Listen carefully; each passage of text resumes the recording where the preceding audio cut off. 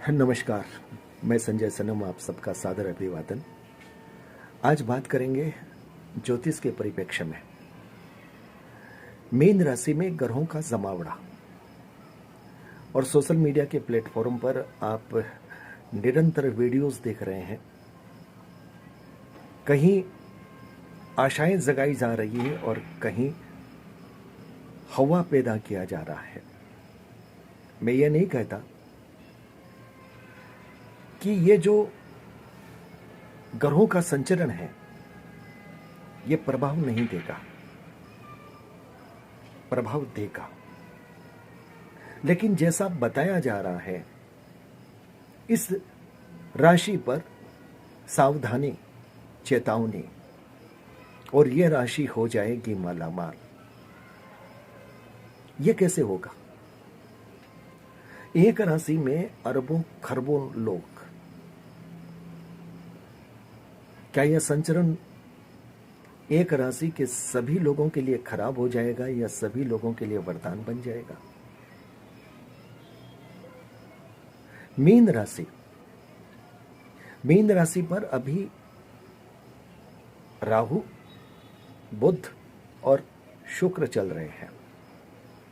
थोड़े दिन बाद सूर्य की एंट्री हो जाएगी और मार्च के आखिर तक शनि महाराज की एंट्री हो जाएगी। अब आप देख लीजिए, करीब 5 ग्रह और चंद्रमा भी बीच में संचरण करते हुए आएंगे। तो किसी भी एक राशि में, किसी भी एक घर में जब इतने प्लेनेट का एक साथ ट्रांजिट होता है और डिग्री वाइज वो क्लोज होते हैं, तो इवेंट तो होंगे। इवेंट से इनकार नहीं किया जा सकता।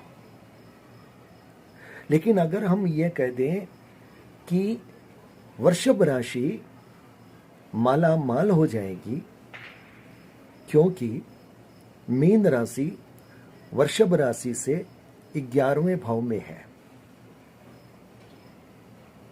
तो क्या सभी वृषभ राशि के जातक मालामाल हो जाएंगे? क्या ये ट्रांजिट उनके लिए वरदान बन जाएगा? यह संभव नहीं है। यह संभव इसलिए नहीं है कि जब भी कोई व्यक्ति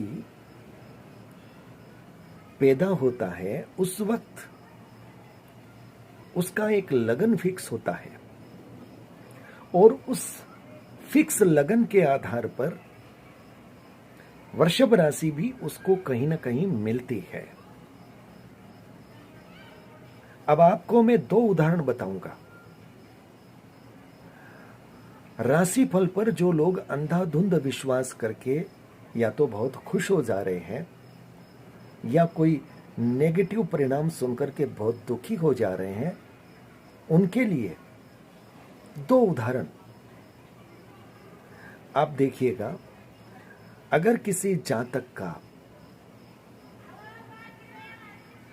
वृषभ लगन है, और एक उदाहरण अगर किसी जातक का तुला लगन है। अब आप दोनों में तुलना कीजिए। जिसका तुला लगन है उसकी वृषभ राशि उसके 8वें स्थान में है। राशि तो वृषभ है, और जिसका वृषभ लगन है उसकी वृषभ राशि लगन में है, और जो मीन राशि में ट्रांजिट हो रहा है वो 11 भाव में हो रहा है। आप देखिएगा, वृषभ लगन के जातक जिनकी राशि भी वृषभ, लगन भी वृषभ, उनका ट्रांजिट कहां हो रहा है? मीन राशि उनके 11वें भाव में है। अब अगर उनकी मीन राशि भी है, लगन वृषभ है और राशि मीन है, तो उनके लिए तो ये शुभ संकेत है। तुला लगन के जातक का आप देखिए कि तुला लगन के जातक के लिए मीन राशि 6ठे भाव में है। और जो ये कहा जा रहा है कि वृषभ राशि के लोग माला माल हो जाएंगे, तुला लगन के जातक के लिए वृषभ राशि 8वें भाव में है। 8वां भाव किस बात का है? 8वां भाव ऑब्स्ट्रक्शंस का है, अचानक घटनाओं का है। अच्छी चीजें भी है लेकिन रुकावटें भी है, बाधाएं भी है, एक्सीडेंट्स भी हैं। और वहां पर जहां पर एकादश भाव में मीन राशि आ रही है, 11वां भाव किसका है? फुलफिल डिजायर, आपकी इच्छाएं पूरी होगी, आपको मित्रों से लाभ मिलेगा। वृषभ राशि का लाभ, वृषभ लगन के जातक जिनकी राशि वृषभ है उनको लाभ वहां पर मिलेगा क्योंकि उनकी मीन राशि वहां पर एकादश भाव में 11वें भाव में पड़ रही है, जो डिजायर फुलफिल करने वाला भाव है। और यहां पर पड़ रही है 6ठे भाव में, रोग का, ऋण का, रिपु का, शत्रु का। हाँ, अगर बैंक से लोन लेना है तो आसान हो जाएगा, कोई कंपटीशन लड़ रहे हैं तो वहां पर आसान हो जाएगा, लेकिन ये इतना सहज तो नहीं है। 11वें भाव से तो तुलना नहीं की जा सकती। अब एक उदाहरण लीजिए कि जिसका कर्क लगन है। अब कर्क लगन से 4, 5, 6, 7, 8, 9, 10, 11, 12, देखिए कर्क लगन, राशि वृषभ और मीन राशि यानी 9वां भाव। अगर कोई कर्क लगन का जातक है, उसकी वृषभ राशि है, उसके लिए मीन राशि में ग्रहों का संचरण यानी 9वें भाव में, भाग्य भाव में उच्च शिक्षा के लिए, स्पिरिचुअल जर्नी के लिए, भाग्य वृद्धि के लिए यहां पर उसके लिए वरदान बनेगा।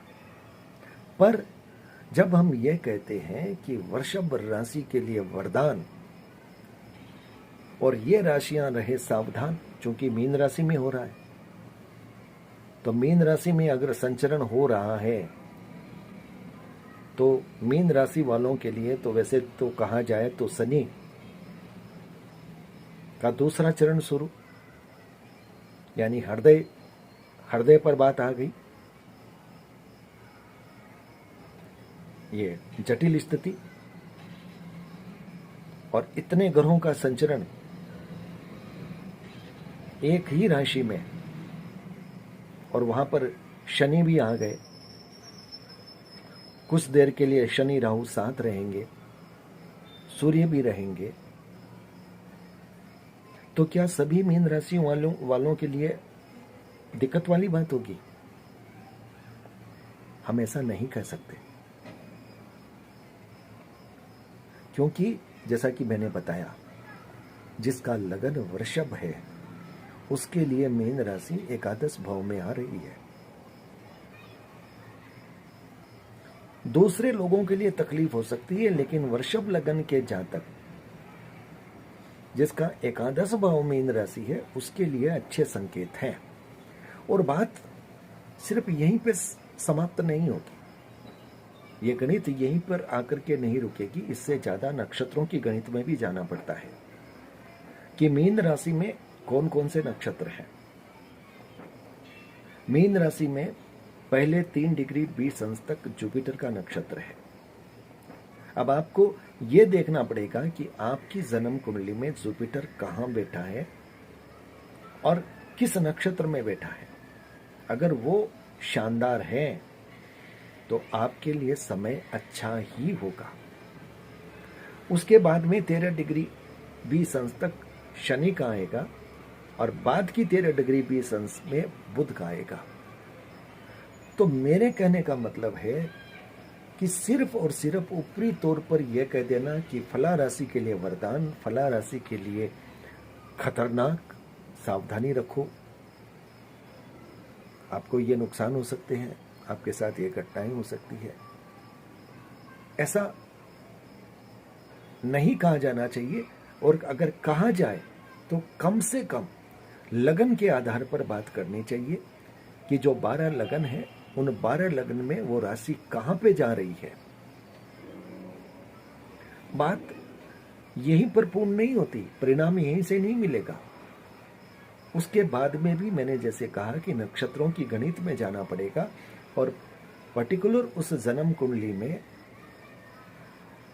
वो ग्रह किस नक्षत्र में बैठा है। और सबसे बड़ी बात, ज्योतिष का एक बड़ा नियम है, जब तक उस ग्रह की दशा न हो, दशा अंतर प्रत्यंतर सूक्ष्म प्राण, तब तक कोई ग्रह कहीं पर भी बैठा हो वो आपको परिणाम नहीं देगा, वो एक्टिव ही नहीं होगा। क्योंकि परिणाम तब आता है जब दशा होती है और ट्रांजिट के पास परिणाम की पोटली होती है। अकेला ट्रांजिट काम नहीं कर सकता, दशा का साथ होना जरूरी है। इसलिए जो हम सोशल मीडिया के प्लेटफॉर्म पर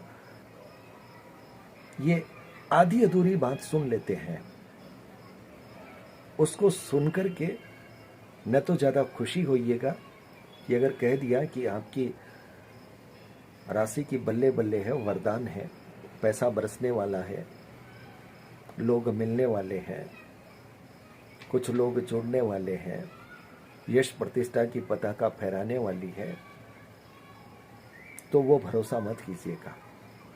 और न ही अगर कोई कह दे कि अरे रे रे रे ये तो समय बहुत खराब आ गया, अब आपके लिए बहुत सावधानी, ये घटना वो घटना, तो उससे डरिएगा भी मत।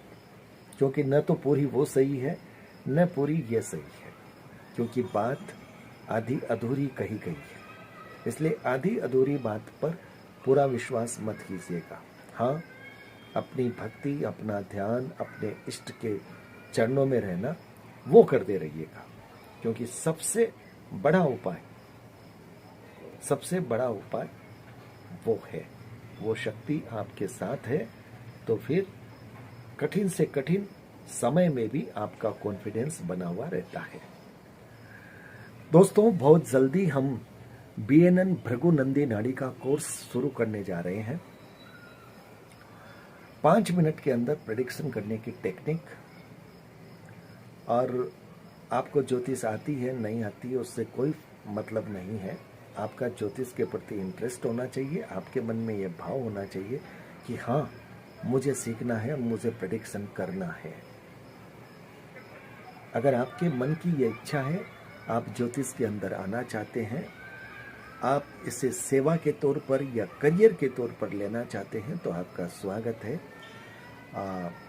फीस स्ट्रक्चर के लिए कितनी क्लासें होंगी उसके लिए आप संपर्क कर सकते हैं। आप कमेंट दीजिए, नंबर दीजिए, हमारी टीम से व्यक्ति आपसे संपर्क करेंगे, जानकारी देंगे, और जब कोर्स शुरू होगा तब फिर आपको जोड़ा जा सकेगा।